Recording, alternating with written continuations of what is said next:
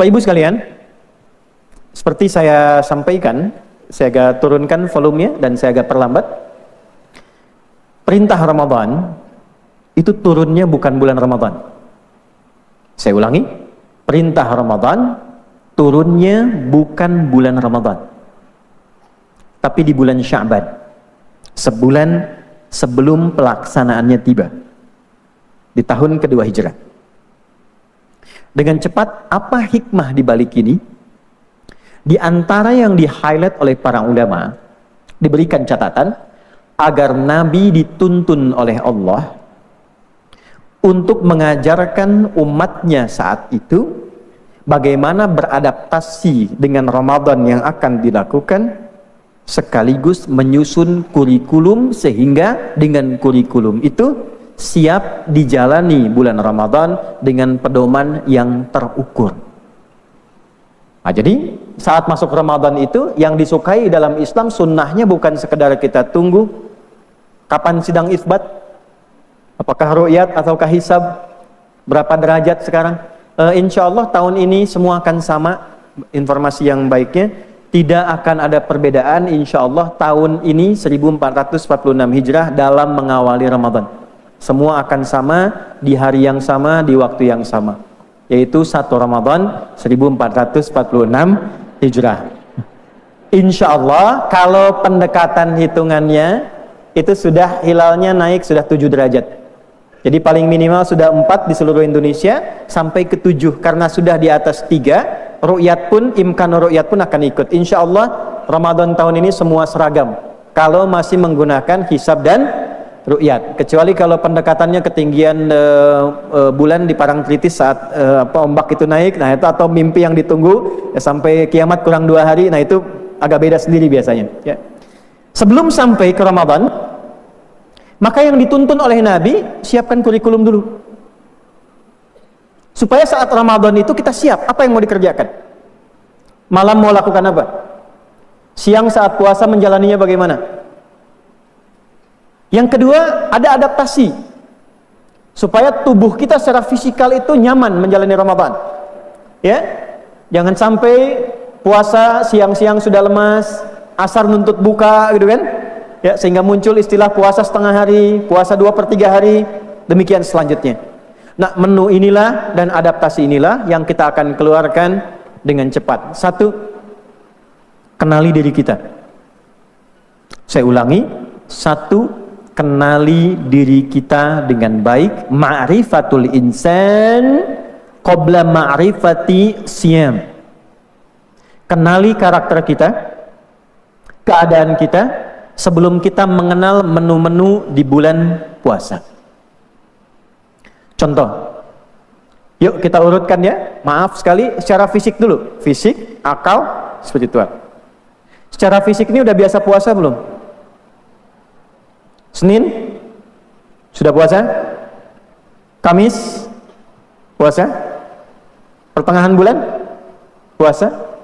Nggak apa-apa ya, dijawab kalau benar nggak ada pahala, salah nggak berdosa, nggak ada masalah ya. Ini cuma gambaran kita kenal diri kita. Maksudnya begini, sebelum datang Ramadan itu sudah puasa, sudah terbiasa puasa belum? Seninnya, kalau nggak Senin Kamisnya. Kalau sudah Senin Kamis 3 hari di pertengahan bulan ayyamul bid, kalau sudah itu menikmati naik ke puasa Daud, sehari puasa sehari tidak, Senin puasa Selasa tidak, Rabu puasa Kamis tidak ya. Kalau sudah Rabu puasa, Kamisnya berhenti walaupun terbiasa puasa Senin Kamis. Kalaupun buka saat Kamis, itu pahala puasa Kamisnya tetap dituliskan dengan sempurna karena kebiasaannya. Idza maridal abdu aw safar kutiba lahu mithla ma kana alaihi muqiman sahiha. Kalau seorang punya kebiasaan rutin beramal soleh, saat dia uzur atau pindah ke level amal yang lebih tinggi, kemudian dia tidak menunaikannya, pahalanya tetap dituliskan dengan sempurna. Puasa Daud, salat Daud tidak ada ya. Subuh salat, zuhur tidak, asar salat, maghrib tidak, itu nggak ada.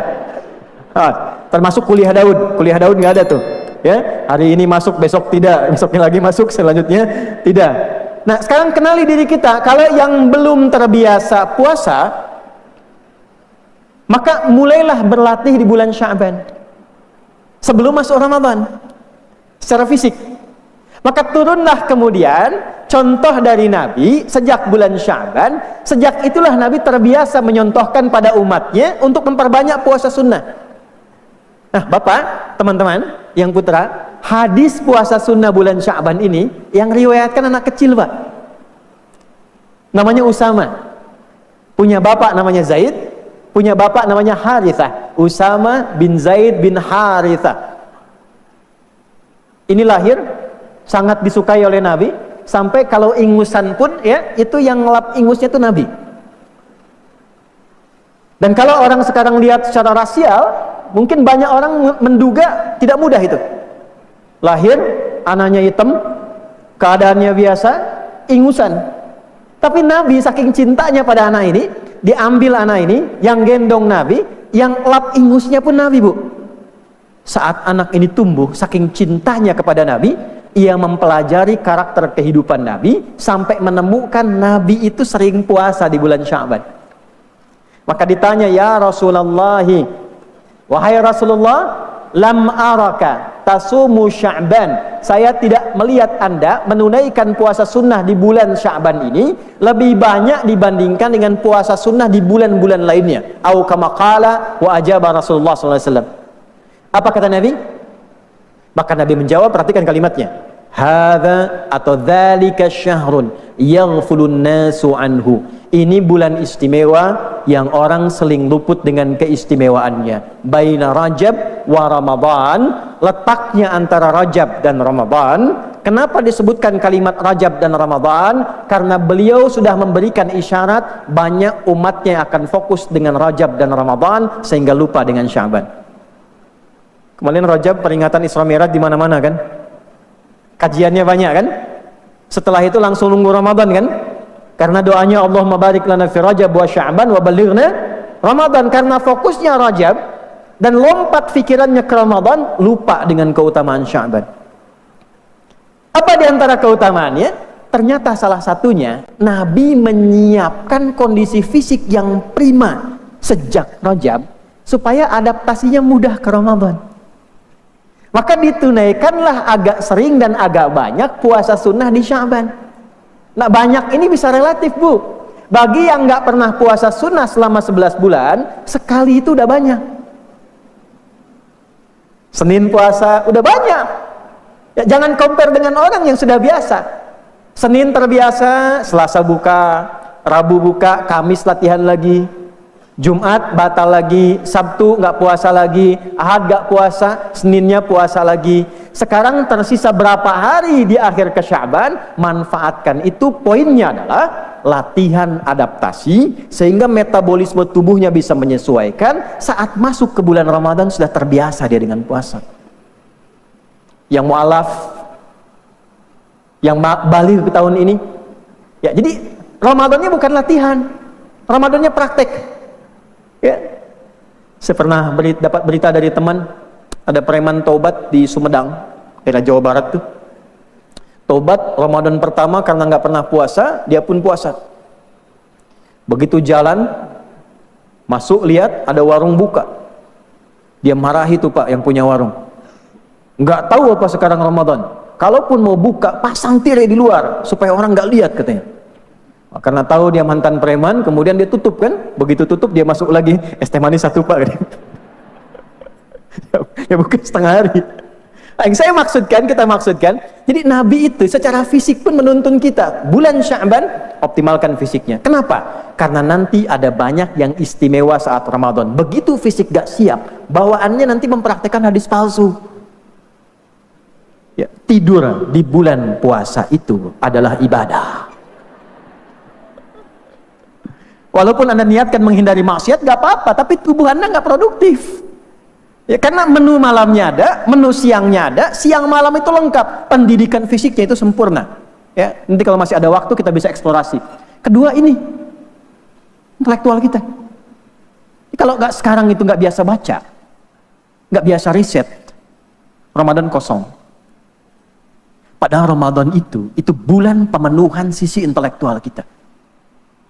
Ya, dulu ulama bukan hanya kultum yang dibatasi kuliah 7 menit itu Itu bisa kuliah terserah antum. 1 jam, 2 jam, 3 jam, 4 jam. Ibu bisa bayangkan, Bu, tadi Pak saya katakan, setiap Ramadan itu ulama itu punya karya. Fisiknya terlatih, luar biasa. Intelektualnya pun bertambah, akalnya itu padat karya.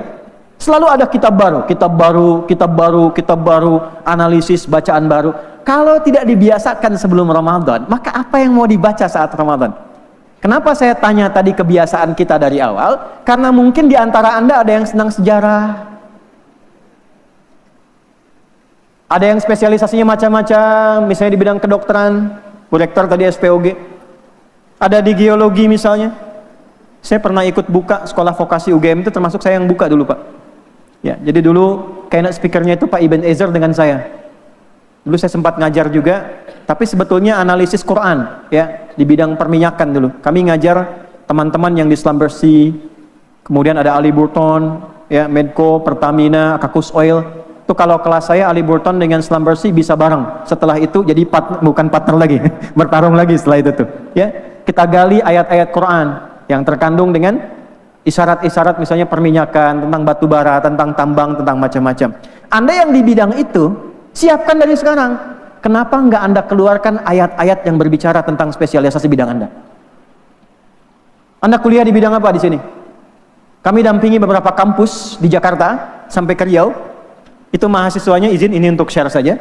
Ya, kami berikan pendampingan di bidang Quran. Jadi yang muslim, yang muslimah sambil kuliah sambil menghafal Quran, di wisuda selesai 30 juz. Lalu dikeluarkan ayat-ayat Quran dan hadis sesuai spesialisasinya. Misal di kedokteran, apa ayat-ayat Quran tentang bidang kedokteran itu apa isyaratnya? Hadisnya bagaimana? Tokoh-tokohnya siapa? Buku-buku klasiknya apa? Manuskripnya apa? Yang kekinian apa? Didiskusikan. Sehingga ketika dia lulus di bidang kedokteran, dia pun lulus dengan hafal Quran beserta ayat-ayat di bidangnya. Kenapa Anda nggak keluarkan itu sekarang? Siapkan kaji itu di bulan Ramadan. Sehingga kekayaan intelektual itu muncul di bulan Ramadan. Masjid Timur dan Barat itu hidup dengan kajian yang dibutuhkan. 18 fakultas, berapa prodi, keluarkan, bikin kultum di situ. Ayatnya apa, hadisnya apa, selesai jadi jurnal. Itu kalau nggak disiapkan sekarang, kekayaan intelektual yang berhak didapatkan di Ramadan itu nggak bisa kita raih. Itu terbiasa orang-orang dulu begitu. Terakhir spiritual. Ini. Mau berapa juz khatam Ramadan? Yang sering gelisah, yang ingin dibuka cakra hatinya, energi utamanya ini. Berapa juz yang mau dihafalkan Quran? Berapa banyak yang mau dikaji? Ya, khatam cukup sekali nggak apa-apa. Ada qiraah, ada tilawah, ada hifdz. Qiraah itu baca tanpa harus menuntut paham, asalnya begitu. Ya, makanya nanti ada Iqra, pernah dengar ada Iqra ya? Asalnya dari qiraati itu. Aba, abata, gitu kan? A fata a fa fata fa lam doma u apalu, gitu kan? Tapi kan nggak dituntut paham kan? Sama dengan kita baca ini Budi, ini ayah Budi, ini ibu Budi, ini tetangga Budi. Sampai sekarang Anda nggak pernah tahu kan itu si Budi itu siapa? Itu qiraah. Ya, Anda boleh baca silahkan, khatam sekali, khatam 2 kali, sampai bacanya betul, itu qiraah. Pertanyaannya, kalau nggak dibiasakan sekarang, berapa juz yang Anda mau baca nanti? Siang baca, malam bosan. Malam baca, siang bosan. Tapi kalau kita punya target, sekarang dibiasakan, besok mudah dilakukan. Tilawah, kalau saya sarankan, teman-teman yang kuliah di jurusan-jurusannya masing-masing, sekarang mulai keluarkan ayat-ayat Quran terkait itu, hadis-hadisnya. Nanti saat Ramadan, bikin halakoh-halakoh, grup-grup kajian untuk mendalami topik-topik yang Anda butuhkan. Siapkan dari sekarang. Tiap hari baca Al-Fatihah, sudah tahu nggak isinya? Tahu nggak keutamaannya? Ada orang susah membaca, susah paham, baca Al-Fatihah langsung ngerti. Ada orang sakit dibacakan Al-Fatihah, sudah divonis tidak mungkin, susah, tabib pada saat itu sudah give up, dibacakan Al-Fatihah sekali, sembuh. Kok bisa gitu? Kita udah bacakan tambah Yasin, tambah Al-Kahfi, nggak sembuh-sembuh kan? Apa masalahnya? Sebelah sini nih, baca Al-Fatihah sehari 15 kali atau 14 kali? Yang 15 kali angkat tangan. 10 kali. Kalau Anda baca 15 kali, berarti Anda nggak sholat subuh tuh. Minimal kita baca 17 kali dalam sehari. Masa kita baca 17 kali sehari nggak pernah kita paham isinya? Yang saya katakan bukan mengerti terjemahnya. Kenapa Bismillahirrahmanirrahim? Ba-nya fungsinya apa? Ada 14 fungsi ba dalam bahasa Arab. Ada lil ghayah, lil ilsaq, sababiyah, musahabah. Itu ba di situ fungsinya apa? Kenapa pakai ba? Kenapa alifnya hilang? Padahal di Iqra bismi rabbikal ladzi khalaq itu ada alifnya, di situ hilang. Kita gali.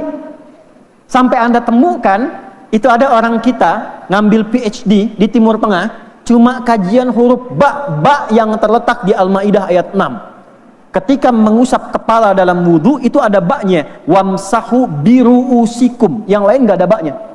Dianalisis dari huruf ba ini dapat PhD, doktor. Yang belum silahkan, ada ta, ada sa, ada da, ada ya tuh. Teman-teman, jadi puasa itu kemeriahan intelektual, bukan hanya latihan fisikal. Ya, ada hak kita yang kita harus dapatkan di situ. Jadi kalau kita nggak buat semacam ini, RDK-nya itu tidak akan berjalan dengan sempurna. Ya, itu poinnya. Jadi ada qiraah, ada tilawah. Tilawah itu memahami, membaca, memahami, memaknai, mengamalkan. Iqra, baca tanpa menuntut, paham. Jadi kalau dipahamkan sampai kita mengerti, itu tilawah namanya. Orang yang baca Quran tidak menuntut paham, namanya qari. Kan ada yang qari kan, baca Quran saja. Tapi kalau ada yang menerjemahkan di sampingnya, disebut siapa namanya? Sari tilawah kan? Karena mungkin yang menerjemahkan pertama kali itu Ibu Sari, makanya sari tilawah. Kalau Pak Rijal mungkin Rijal tilawah gitu kan? Nah itu sebetulnya nggak ada sari tilawah, yang ada tilawah saja. Tilawah dalam bahasa Arab. Cuma mungkin yang pertama menerjemahkan Ibu Sari jadi sari tilawah. Ketiga, hifdz, hafalan. Itu enak. Kalau sudah hafal Quran itu riset menunjukkan, ini riset. Ya kurang lebih di kita itu ada 2,3 sampai 2,5 juta gigabytes kapasitas memori kita. Itu kalau sering dilatih dengan hafalan Quran kurang lebih 52.000 kosakata, itu insya Allah akan mudah adaptasinya di bidang apa saja, dalam konteks apa saja, untuk memahami apa saja. Itu sangat dimudahkan. Itulah rahasianya kenapa orang-orang dulu dari kecil dididik dengan sholat supaya kenal Allah Tuhannya untuk meningkatkan takwanya. Yang kedua, didekatkan dengan Quran untuk membuka kecerdasan spiritual dan kecerdasan intelektualnya. Nah kalau kita sudah bisa maksimalkan ini, maka diharapkan muncullah kemudian sinyal takwa kita. Jadi satu kekuatan itulah yang kita gunakan selama 11 bulan beraktivitas setelah bulan Ramadan. Jadi pentingnya kajian semacam ini, makanya disebut dengan tarhib kan? Apa itu tarhib? Boleh angkat tangan? 1 juta? Saya serius. 5 juta? Ya. Apa tarhib? Menyambut. Baru 100.000. Umrah. Waktu habis, udah kelamaan. Terlalu lama dah. Tarhib secara bahasa menyambut betul, tapi baru 100.000. Asalnya dari kata rahaba. Rahaba itu disebut oleh orang Arab untuk menunjukkan hati seseorang yang lapang, enak, nyaman, sehingga dengan kelapangan ini dia mudah menerima apapun yang datang. Kenapa sering disebutkan dengan marhaban? Ya, marhaban. Karena ketika tamu datang hatinya lapang. Tamunya mau apa saja silahkan. Ya, mau bercengkrama, minum teh, ngobrol, marhaban, itu menunjukkan hati yang lapang. Kalau kita berusaha menata hati kita supaya lapang, nyaman, sehingga cawannya luas, apa saja yang dimasukkan ke situ siap kita terima, mudah kita dapatkan, enak kita ambil, itu ditasydid, didomahkan pada kata yang kedua, huruf kedua, rahaba yurahhibu. Kemudian muncul di situ masdarnya tarhib, upaya untuk melapangkan hati sehingga luas, yang dengan keluasan itu ia siap menerima apa saja yang akan diberikan kepadanya. Kalau dikaitkan dengan tarhib Ramadan, upaya untuk menata hati, melapangkan keadaan jiwa kita supaya saat Ramadan tiba, apapun menu yang diberikan kepada kita, kita siap menerima, melahap dan menyempurnakannya. Sehingga tarawih siap, baca Quran siap, puasa siap, ke kampus siap, sidang kalau perlu hari ini siap. Kita ya, terakhir saya tutup. Kenapa ujungnya takwa? Apa manfaat bagi kita, kehidupan kita? Di dunia kampus tentu intelektual ingin meningkat, ilmu ingin juga meningkat, wawasan ingin luas, syaratnya takwa. Quran surah kedua di akhir ayat 282, wattaqullah wa yu'allimukumullah. Tingkatkan takwamu kepada Allah. Bila relasi takwamu dengan Allah itu baik, Allah yang memberikan akselerasi dan mengajarkan kau tambahan pengetahuan. Ingin pintar, kuncinya takwa. Ingin bahagia, Anda yang sering gelisah, sering khawatir, Al-Baqarah ujung ayat 189, wattaqullaha la'allakum tuflihun. Tingkatkan takwamu kepada Allah, tingkatkan salatmu, tingkatkan bacaan Qur'anmu, meningkat takwamu, aku berikan kebahagiaan dalam hatimu. Ada yang sedang punya masalah, Anda wajah-wajah kelihatan tenang, senyum, belum tentu nggak punya masalah, ya kan? Quran surah ke-65 di ujung ayat kedua, di awal ayat ketiga. Wa may yattaqillaha yaj'al lahu makhraja wa yarzuqhu min haitsu la yahtasib. Siapapun tanpa kecuali Anda tingkatkan takwamu kepada Allah, punya relasi yang bagus dengan Allah, maka persoalan apapun aku akan berikan solusinya. Bukan tidak punya masalah. Setiap akan menghadapi masalah, diringankan persoalan itu sehingga seakan-akan ia merasa tidak punya masalah. Dalam rezeki pun kalau jauh akan didekatkan, kalau terasa mustahil akan dihadirkan. Itulah gambaran secara singkat tentang relasi puasa dengan kehidupan kita, relasi takwa dengan sifat intelektual kita, relasi takwa dengan kekuatan fisikal kita, dan pada akhirnya puasa mengantarkan kita menjadi alumni Ramadan sebagai manusia yang paripurna. Demikian sebagai pengantar. Terima kasih atas perhatiannya. Assalamualaikum warahmatullahi wabarakatuh.